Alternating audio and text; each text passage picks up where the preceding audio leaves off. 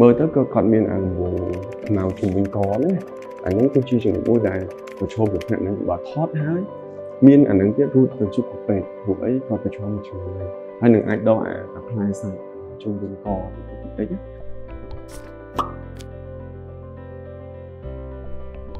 nghiệp xuống từ nhóm với cha mình đặt bên cạnh đấy ở sắp tháng này nhóm chi cụ về ở IKT này một tíសម្រាប់ជាbài ép lá IKT chúng người tu tên nên chúng làm đấyថ្ងៃនេះខ្ញុំមានប្រធានបទមួយដែលឃើញនិយមដែរហើយក៏ជាប្រធានបទមួយដែលប្រជាជនទូទៅក៏ដូចជា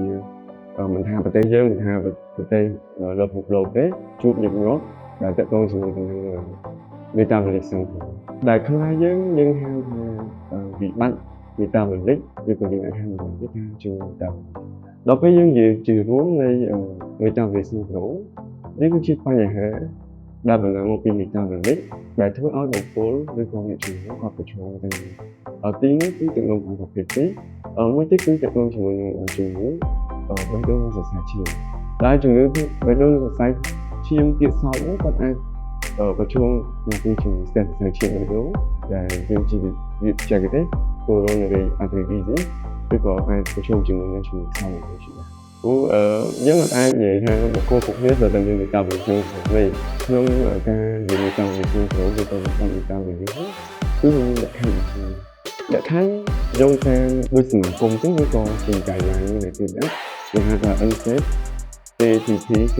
ទី5លក្ខខណ្ឌដែលចាត់ចូលក្នុងមេតាបូលិកក្នុងក្រុមត្រូវមាន3ក្នុងចំណុច5ជាងវាមាន5ចំ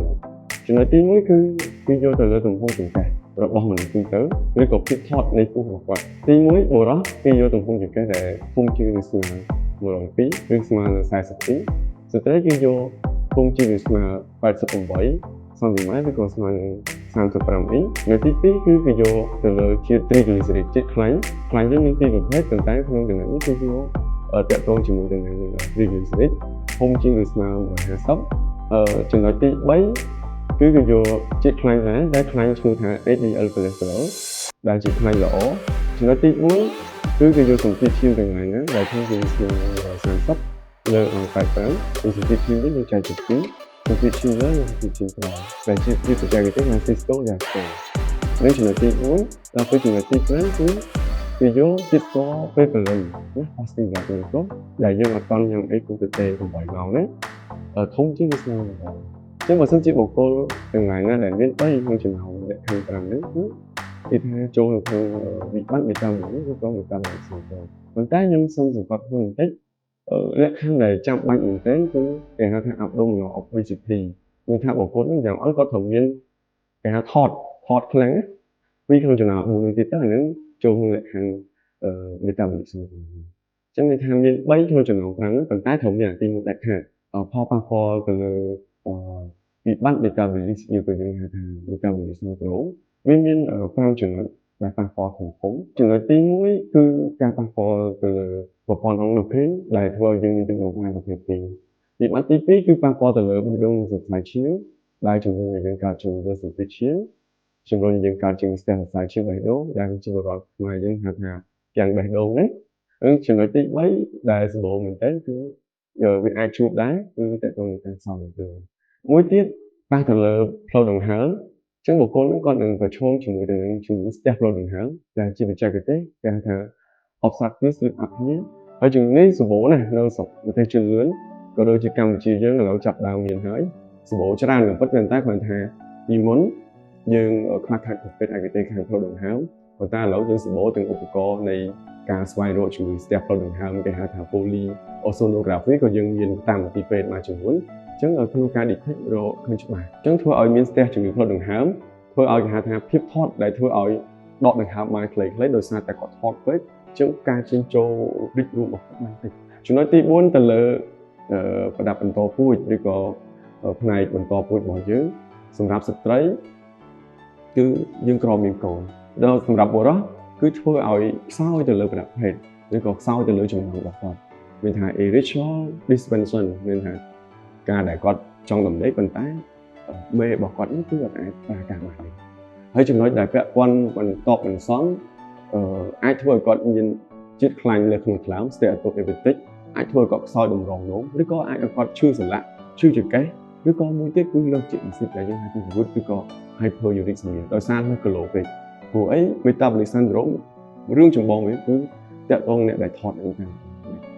អ្នកដែលប្រឈមមានន័យថាសម្រាប់ប្រជាជនទូទៅខ្ញុំចង់ឲ្យយល់ពីបន្តិចមានថាអ្នកដែលងាយនឹងកើតនៃជំងឺវិបត្តិ metabolic ហ្នឹងគឺទី1អ្នកដែលលើសគីឡូទី2អ្នកដែលថតណាទី3អ្នកដែលគាត់អត់សូវមានសកម្មភាពមានថា inactivity ណាទី4អ្នកដែលគាត់រស់នៅគេហៅថា